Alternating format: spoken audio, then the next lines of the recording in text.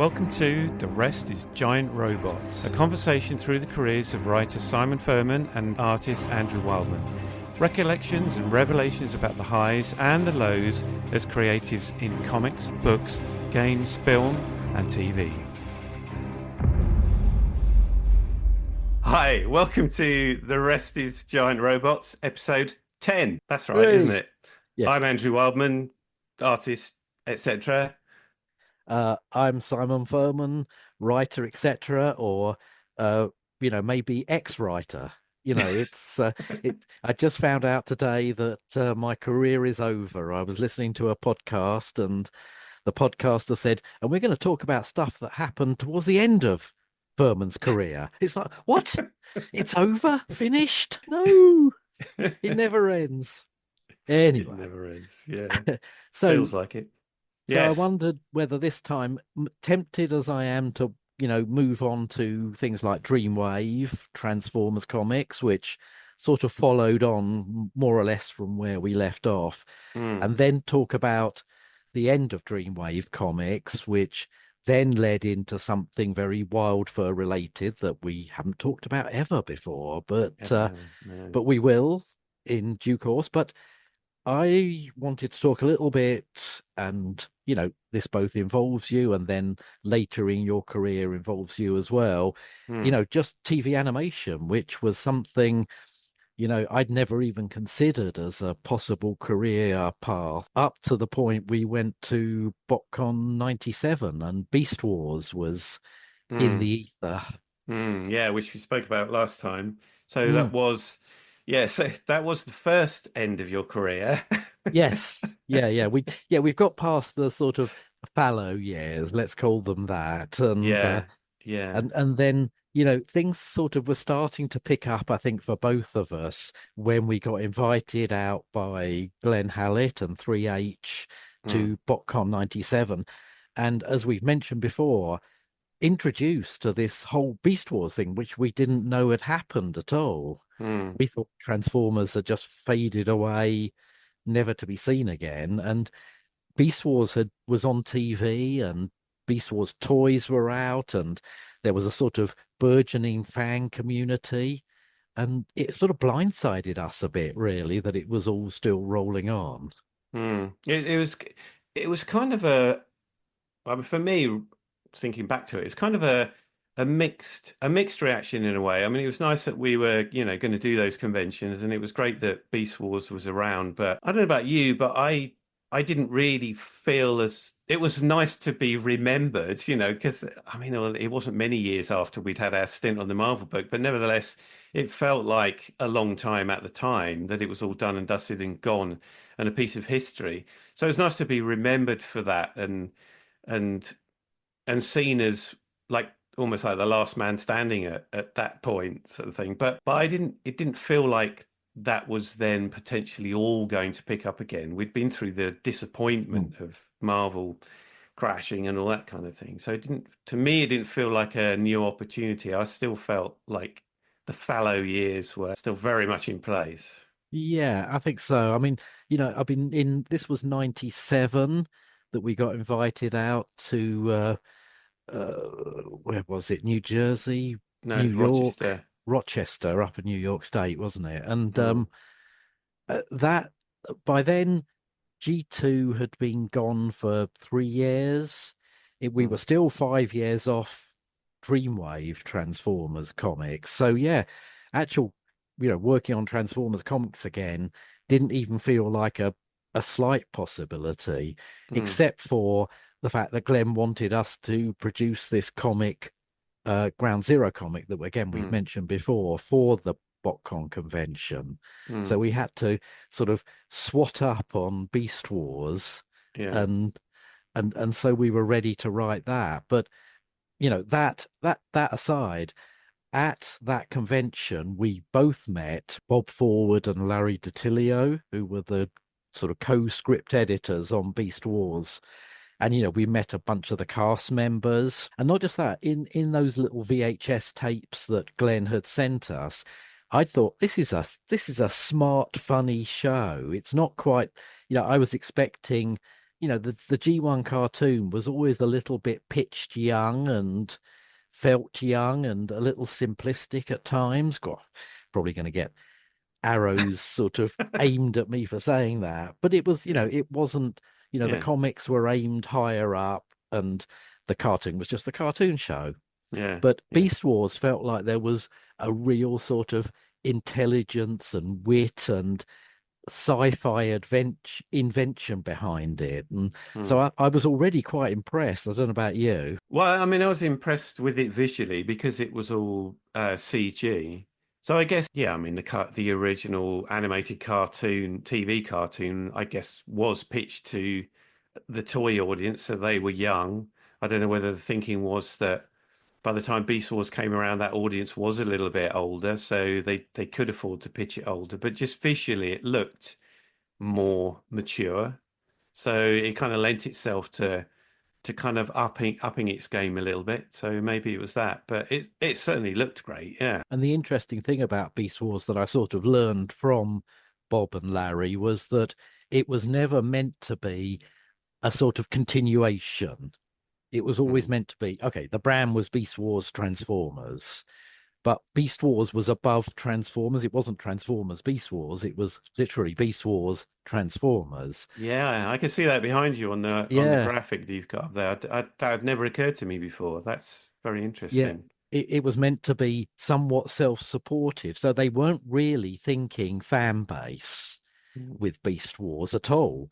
In terms of audience, they may well have had a target demographic, but it wasn't necessarily the fans of the original series. Mm. I think they started with a kind of clean slate, and it was just a show in its own right.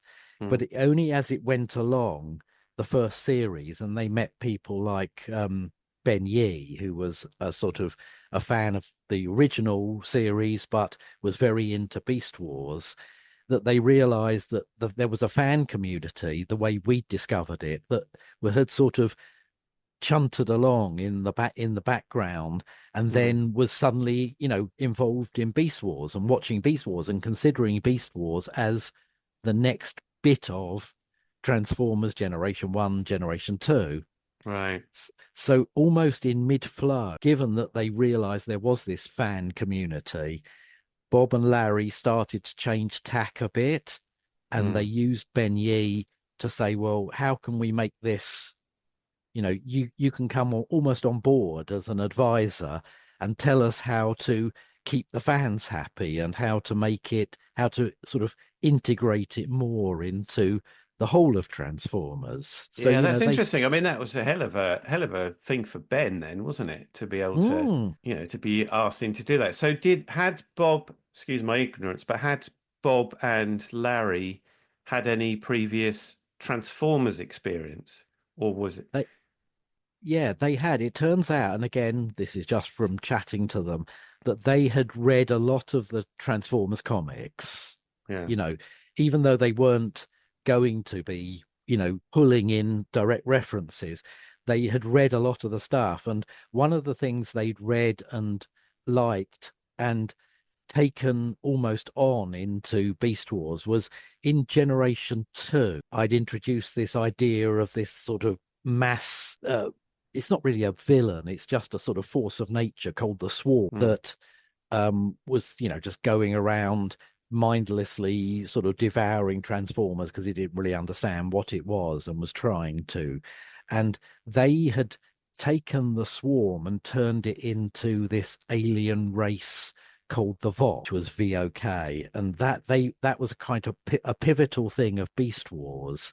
Okay. And even though it was never stated in the show, in their minds that it was a sort of you know a, a sort of evolution of the Swarm that had gained proper sentience and now was this advanced alien race that was Right. testing the Transformers on the Beast Wars planet. So so they'd already kind of picked up on something from my writing. So it was great. I was saying on the one side, I love what you're doing on the show, and they were saying, well, we loved what you did on the comic, and look, we used this and sort of took it on into Beast Wars. And that led to a whole conversation at that convention, the 97 one. Would I like to be involved and write a sort of more G1 themed episode? Because, like I say, by now they had started to make it properly linked Mm, to the G1. They'd had Ravage in it in a new form, mm, and they're referencing Starscream and other sort of proper G1 tropes in it. So they asked me whether I would come up with some ideas for a G1 themed episode of Beast Wars that I would write. And I was like, well, yeah, absolutely. That sounds wonderful. Because these were still technically the fallow years. I thought, yeah. yeah, I'm in for that. And so I went away between BotCon 97 and BotCon 98 and came up with some ideas. I came up with 3 or 4 ideas, one of which involved the G1 Megatron, who was sort of aboard the Ark, deactivated, possessing the Beast Wars Megatrons. And Mm, there was another one that involved some of the Seeker jets that hadn't appeared in the original Generation 1 series, hmm. that they would reappear from the Decepticon ship. Anyway, lots of ideas were floated. And then by the time BotCon 98 rolled around and we met them again, they were already aware that the show was coming to an end. It was going to evolve into Beast Machines.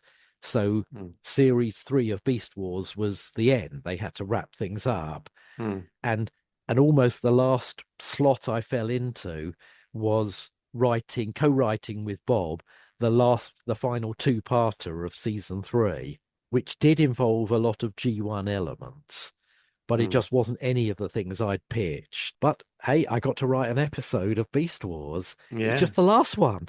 And Yeah. I thought, oh no, great in one way and wonderful learning experience. For us, one sort of funny side story is Bob wouldn't even deal with me unless I got email.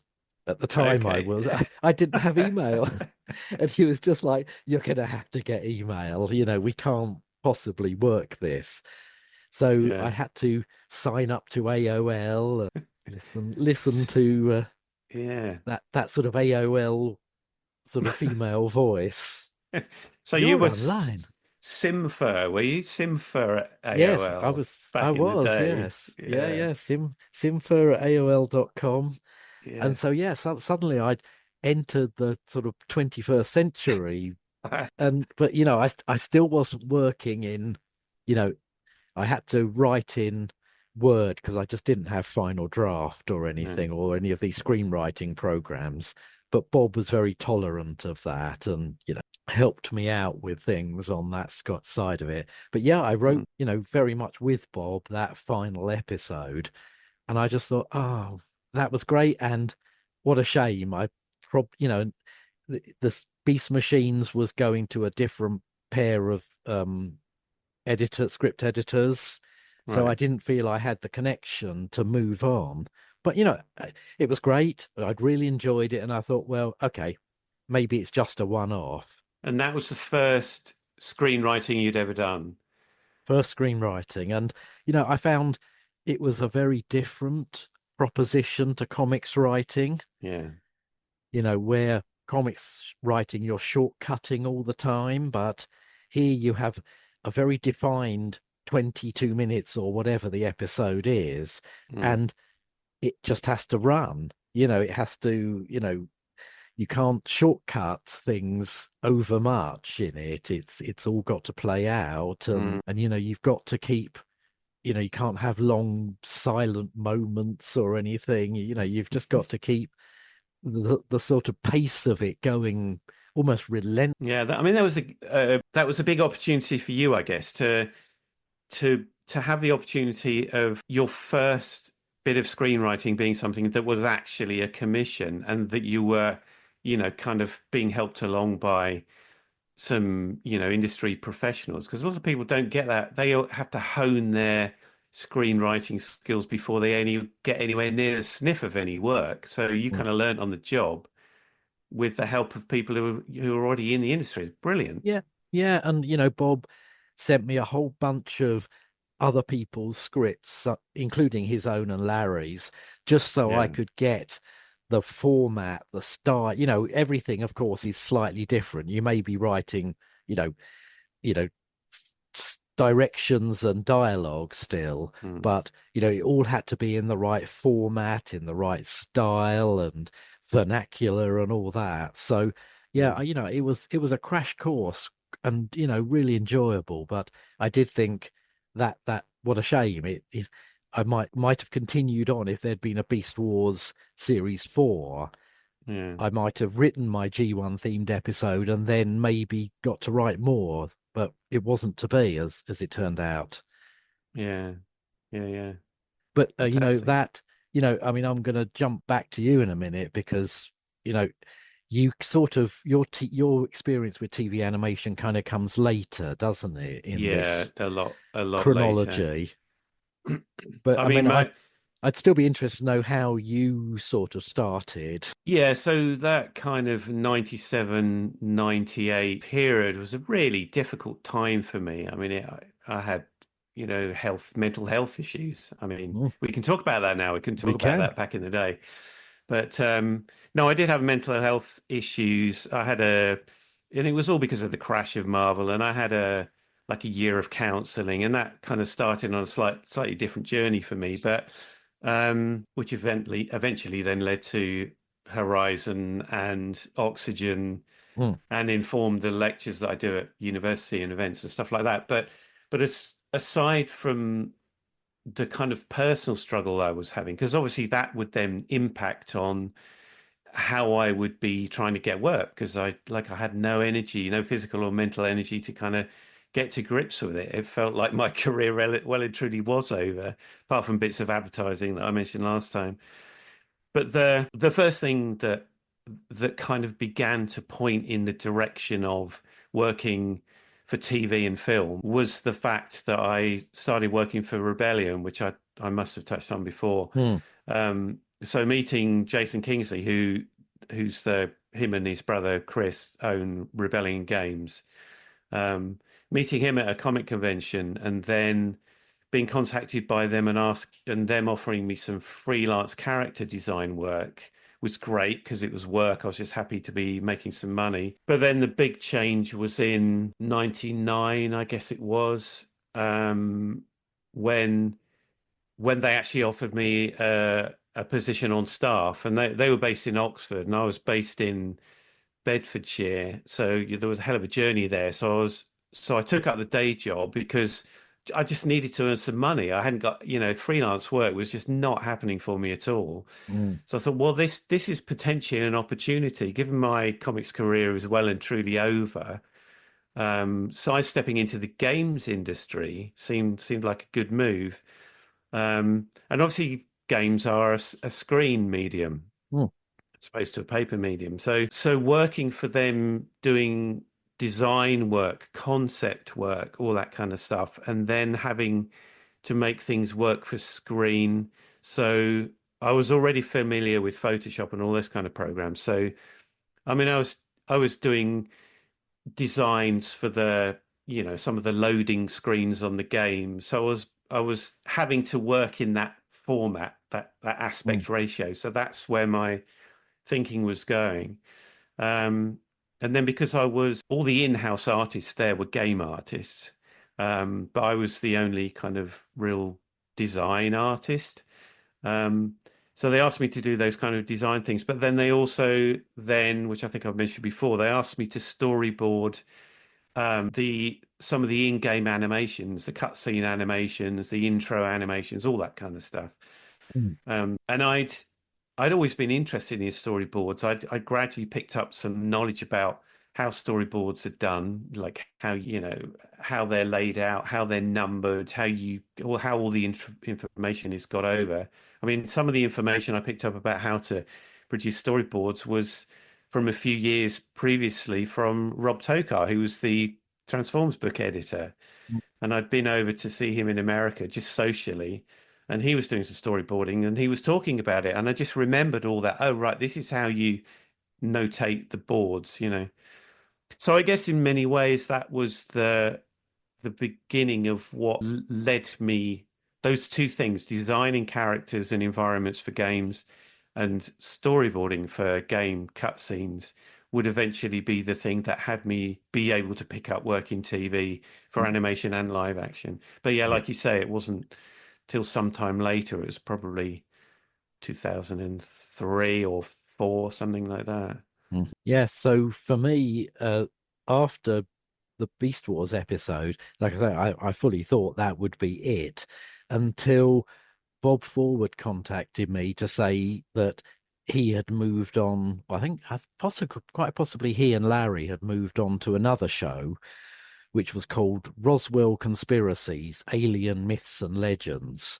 A Mm, proper cell animation show.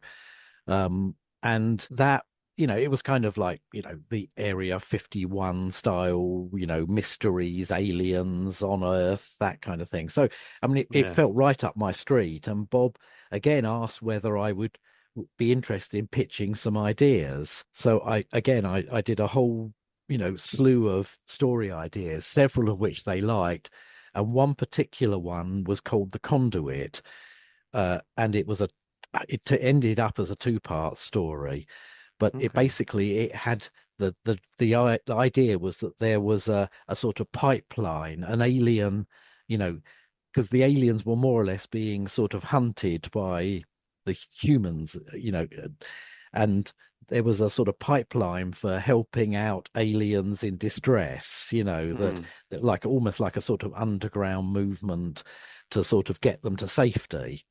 And I pitched this idea. They really liked it. And as it happens, it became quite a big thing in the whole show's sort of structure in the end. But they were really keen on that one, said, make it a two-parter. And that sort of got me going on that. And I must have written 8 or 9 episodes for Roswell Conspiracies. right. And so that really got my sort of feet under the table and into the sort of the mode of TV animation. And it's still fun. I still have them on DVD somewhere, a bunch of the episodes. Yeah. And it was a really fun show to work on. And I think, was it 2 series?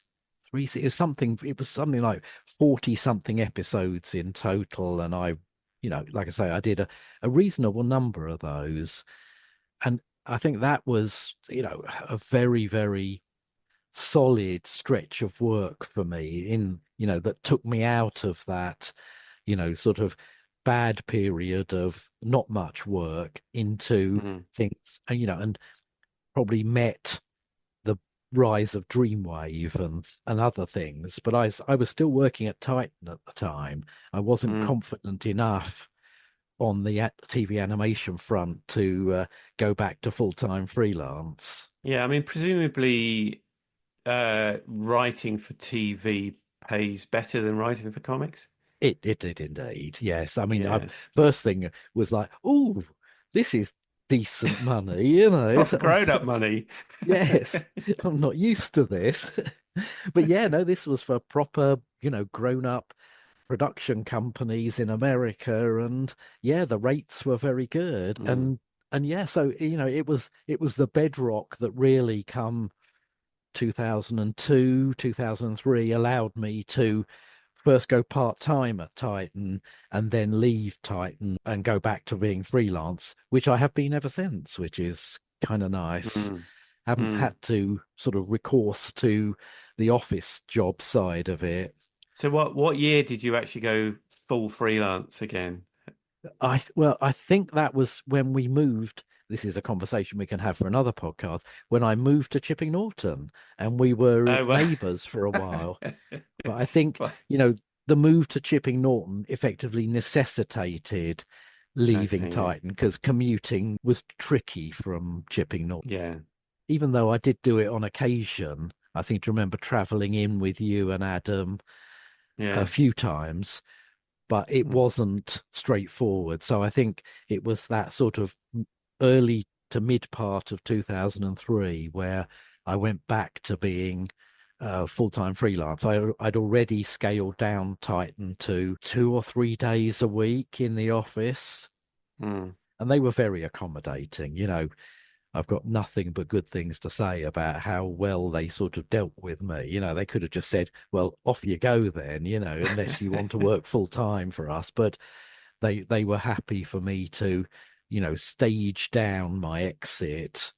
Yeah, yeah. Well, I mean, you got a lot of experience in editorial, pre being a comics writer, so I guess you were an asset to them.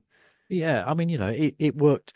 Hopefully, it worked for both of us. And, it was nice to leave also on extremely good terms. There was no hard feelings or anything, when I left Titan, which isn't always the case, or, companies go under or you're made redundant. But this was a very sort of easy parting of the ways. And, I Hmm. still kept in touch with them because I continued to do freelance writing for them as that arose. Yeah, I But mean, yeah, I've had different experiences with companies, where I've been kind of on contract, not employed as such, but freelance on contract, and left for various reasons. But leaving on good terms is yeah, it's yeah, when you've worked as a freelancer, you know that it's key that you have good relationships with people. So even if they feel like they're going pear shape or something has happened, yeah, it's always as well to find a way to leave on good terms because you never know when you might need to go into reverse and have to, yes. I mean, and of course we did end up. I mean, there's a few other things I worked on. Like there was a CGI Dan Dare series that I worked on again Yeah. via Bob Forward. Um, so the career kind of continued on, but I'm trying to remember, and you can put me right on this. Did we work on Legend of the Dragon before Matt Hatter? Yes. Yeah, yeah, Yes, quite, yeah, definitely before Matt Hatter. yeah, Yeah, because that so sorry, go on. was that your first sort of bit of proper TV animation, Legend? It was, yeah, yeah. So I'd worked at Rebellion from 99 to from the end of 99 up till 2003. And I left Rebellion. I mean, I would have stayed there indefinitely, really, although I found it a bit odd working in a studio full of people, having been at home Mm. freelance. Although having working on my own um, at home at a little home studio in a small market town um, was did in some ways contribute to the kind of mental problems that I had, because I was so isolated. Yeah. So I found that difficult. But then what happened was then when I went to work for Rebellion, I found it difficult to work in a studio full of 30 people or whatever. And I was offered a contract on a children's book to illustrate a children's book, and it was supposed to be pretty much a job for life. So I took the job. We were already living in Chipping Norton then. We'd moved over to Chipping Norton when I got the Rebellion job. Um, so I took a little studio in town in Chipping and started these books, but it didn't last very long. I mean, it was probably less than a year, and the whole thing caved in, and so Mm. I was left high and dry again, looking for work. It was just really, really difficult. So yeah, so times were difficult again. I got bits and pieces of work, but then Legend of the Dragon came up, which is through somebody that you know. But how? So it was through a guy called David Friedman, who was Mm. producer slash director, that he got in touch with me and he said, I've been given your name by Simon Furman. We need a character designer for this show we're working on. Um, and he said, are you interested? And I said, yes. And he said, right, I need to see your portfolio. Come and see me at his house, wherever it was. He lived on the outskirts of London. And so I went to see him with my portfolio and he flicked through it really quickly and he said, yes, brilliant. This is exactly what we need. Mm. Um, and he said, do you want the job? And I was like, well, I'll have a think, get back to you. And he said, no, do you want the job or not? Like, I need to know now because the deadlines are so tight. And I was like, okay. Wow. Yeah, I wonder where I knew. Maybe our paths had crossed Was it on on one of. Thunderbirds or something? That's it. Thunderbirds, the Thunderbird series that never happened. Because Yeah. again, Bob Forward was heavily involved in that. You know, Bob Forward had this other sort of life where he blew things up in miniature. Basically, in his garage, he used to do sort of, you know, how the original Thunderbirds, sort of Yeah. stuff used to make explosions and things. Yeah. I think he even had a little company, and I can't remember the name of it now, but it was something like Demolition something, so because he just used to spend a lot of time doing these little in-camera, explosive pyrotechnic effects, and Yeah. so he developed or been brought on board to this proto new Thunderbird series that was in Mm. development. And yes, that was it. I'd done some, sort of story work on that, not scripts, I think. I think it was all just, potential episodes, rescues, what they could be, how the show could work. And yes, David must have been involved in that. And, Mm. sadly, it never happened. The show, literally blew up on the launch pad. But, to me, that would have been an utter dream come true to be writing, a Thunderbirds TV series. So Yeah, and very presumably you disappointing. saw, did you see the kind of trailer they did for it? Because they did produce a Mm. trailer, Oh, see how they were yeah. doing it all. It was very No, good.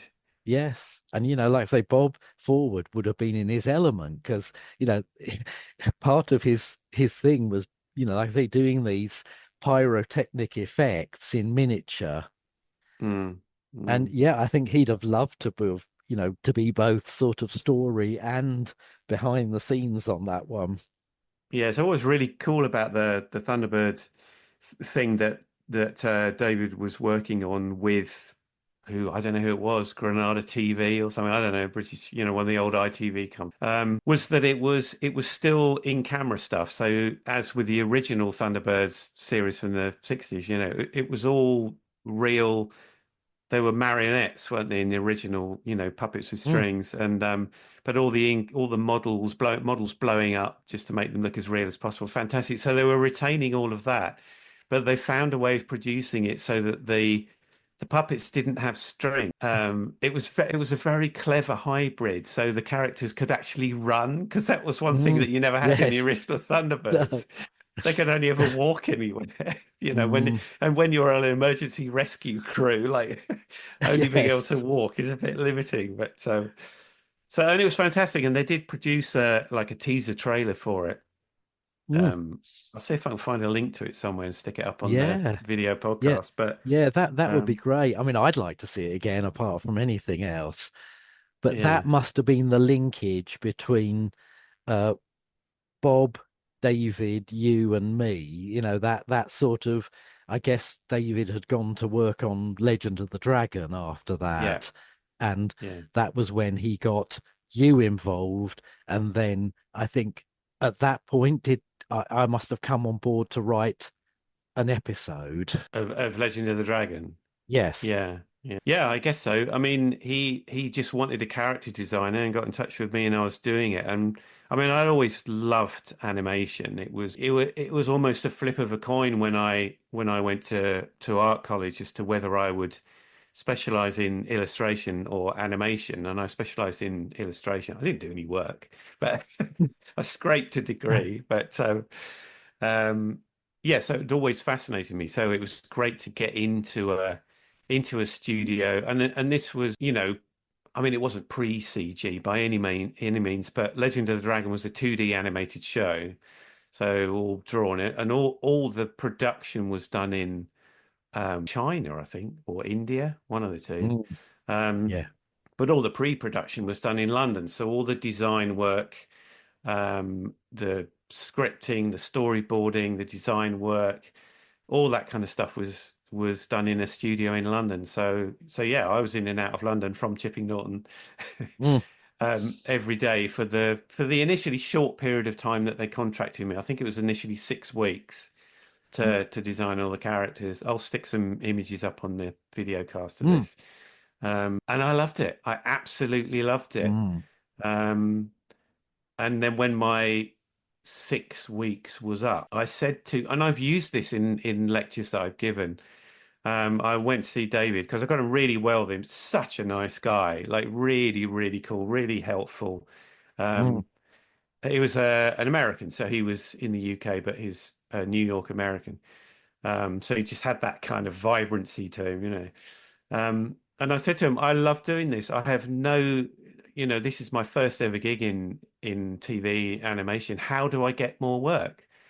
And he said, well, you need to network, but he said, what you need to do going forward is you've got to do good work. You've obviously got to be good. He said, which is why you got this job in the first place. But he said, you always want to be the guy that people want to work. And he Mm. said, that's equally as important as, you know, as the quality of your work, really, because in a kind of a high tempo studio that's producing animation for TV, the crew has all got to get on really, really well. So that was a really handy tip, and I've used that in lectures. You know, always be the person that people want to work. Yeah, you're absolutely right that, as I found in both, working in TV animation and in later in games, it's a much more team-led, collaborative process. I'm so used to working with maybe one person or two people, an editor, an artist, but suddenly you're working with a team of people. And,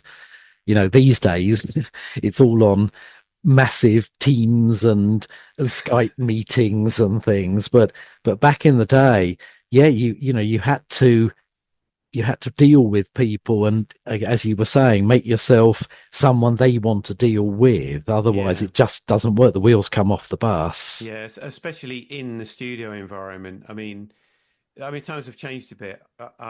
As a storyboard artist, I do all my work remotely. I mean, sometimes when we were working on Luther, I worked in the studio some of the time, but yeah, but back then, certainly in animation, in the studio, and there's that kind of buzz going around. So I'd be drawing stuff. The director would come up and have a look, could have a meeting. There'd be chats amongst people, and it's a nice, vibrant atmosphere. So you need to fit in with that. You've got to take criticism easily. You've got to kind of come up with solutions to all the problems that are coming up, and have good kind of people skills and a sense of humor. Got to have a Yes. sense of humor. Yeah. And, I made a fatal mistake. One of the other shows I worked on with Bob Forward and another script editor was X-Men Evolution or Evolutions, whatever it was called. I'd written one episode, a rogue episode, and that had gone really well. And then I wrote a Magneto episode, a part of a two-parter. And basically, I can't remember his name, Greg something or other. The script editor had more or less rewritten it. He didn't think it was what they wanted, even though there'd been a brief. He Hmm. more or less rewrote it and sent me the redrafted version. And I got all uppity and, what have you done to my work? What have you done to my work? And it was a mistake. I mean, what I've learned since and from that was with TV animation, games, these things where you're just one part of a big team, Hmm. you have to be far less precious. Yeah. You just have to let go. If something's changed, then it's like, well, you're still getting paid for it. It's not like, but I took umbrage, let's put it that way, Oh no. at the changes, I know, and wrote the email you're supposed to not send, the one you put in your drafts folder and then reconsider with a cooler head. But I Yeah. sent it, Oh. and and that was the end of my work on X-Men Evolution. Oh But wow, that's serious. Oh no. yes, but that was it. Whether I would have continued, I don't know. But anyway, but it was just one of those lessons you have to learn. That, I mean, always do that. Do that venting email or whatever, but don't send it, and cool off, and then look at it again and go, actually, you know, have I the right even to be upset about this? It's not my show. Hmm. It was very much they were responsible for that show. And, Bob was very kind and said, look, I understand where you were coming from, but you've got to be more you must just take the arrows and the slings and things like that, and just get over it. And Mm, it was a lesson. I mean, I guess I was just still so used from the comic side of it to having that level of control over what would mm, make it to the page. mm. Yeah, But no, and I some, mean, there's far more at stake, animation, all that kind of stuff. So yeah, many jobs on the line, so much more invest done, so easy to lose. yeah. So, I mean, I'm sure you found it Rebellion that, you know, you more or less went with the overall team view of what something should be rather than what you thought it should be. Well, yeah, Or did I you? liked to, yeah, exactly. I liked to think so. I like to think I was an absolute joy to work with, and socially, yeah. But in terms of the work, I can remember me designing stuff. The rest, I wasn't the oldest, but I was definitely one. And young people, a lot of them straight building these amazing games. One, I'd give him some design building these characters. And he would say, "Yeah, yeah, that design's no good." You know who I am. I used to build it, but I was like, "What are you talking about? It perfectly fits the brief, da da da, all that kind of thing." Yeah, so, but it's impossible to build. So you don't understand games, do you? Are you a games player? No. Well, I mean, I don't know why they've got you design. You don't. He was pretty much like that. uh, Um, God. and I just basically, I said to him, "Look, I designed the characters. It's up to you how to solve the problem." Yes. They did some Yeah. amazing work. I mean, this was in 99, 2000, whatever. Technology available was nowhere near what it is now. The number of polygons you had to use had to be an absolute minimum. So Yes. nothing was round, color. But when I left Rebel, I had a little ex Jason, and it was great. I always got on really. He said you find it difficult to work with other people, don't you? And I was like, no. Yeah. And he I said, mean, it's no. He said, you're great, but he said it does show very much used to working on your own. Okay. no, it is something you've got to I mean, I found, you know, subsequently with the lot with games work I've been doing in the last sort of decade, that there's a sort of fine line. You have to be able to hold your ground Yeah. and state your case, but in the end, you've also got to know when to back off and just Mm. go. It's it's not my baby. It's not really sort of, comics always felt very personal, but Yeah. I've learned with TV animation and then with games that it's far less, that it's just, not exactly I'm just working for you know I'm just sort The of man. yes, Well, doing the hours, putting the hours in, but it's that line of, in the end, it's not my thing to sort of stamp my feet about. no, no, because they have emotion in it, but basically it's Yeah. about the game, about No. personal vision. You bring. So, I Mm, mean, that's kind of feels like we brought that period to a close. There's another stage to the TV animation story, which is both of us working on Matt Hatter Chronicles, mm, but we'll maybe leave that to another time because mm. it's a bit further along and it's a kind of whole other chat, really, isn't it? Whole But other chat. Yeah. but but the connective tissue there is again David Friedman, so we'll talk about that as well next time. It is. Yes, It indeed is, it is. yes. Yeah. Yeah, Mm. so we'll talk about that again, and next time we'll probably rewind a bit more and talk about Dreamwave, or talk about, you know, post Dreamwave, or we'll talk about something else completely different. Completely different. We never know. Yeah. But that Movies. that Let's talk about movies again. yes, I think we should. Yes, I think I need to go and see some movies, so I've got some movies to talk about. Yeah, Gladiator 2.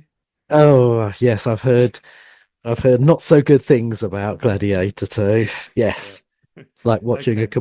like watching a computer game, somebody said to me. My Yeah. thoughts next time. Yes. Next time we Yeah, meet. indeed. Right. Well, always good to chat. Yes. Yeah. Stuff in there.